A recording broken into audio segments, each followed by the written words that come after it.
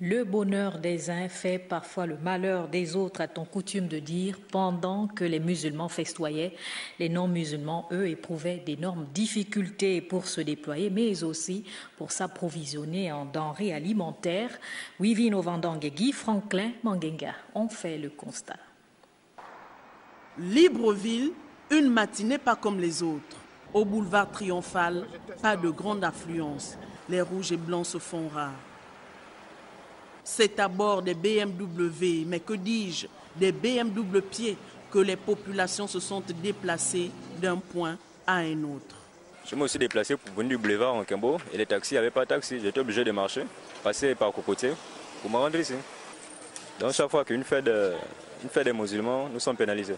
La porte close et cadenassée du boutiquier d'à côté suffisait pour comprendre qu'il n'y aurait pas du pain pour le petit déjeuner. Une direction s'imposait alors, la boulangerie. Ce matin, je n'ai pas pu acheter le pain. On est obligé d'aller à la boulangerie à acheter le pain parce que le magasin était fermé. Quand tu pars, quand ils te disent qu'ils ne peuvent pas travailler aujourd'hui, c'est la fête. Lorsque rareté des transports en commun et fermeture des commerces de proximité deviennent comme par extraordinaire la règle, l'économie tourne au ralenti et les usagers, en quête d'un produit de première nécessité quelconque, en pâtissent. Heureusement, quelques tenanciers non astreints au rite religieux du jour ont permis à certains clients de s'approvisionner. Moi, je ne suis pas musulman, je suis chrétien.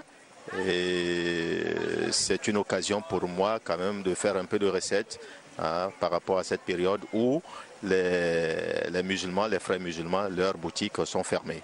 Voilà qui vient mettre au goût du jour la problématique de la prise en main de certains secteurs commerciaux par les nationaux.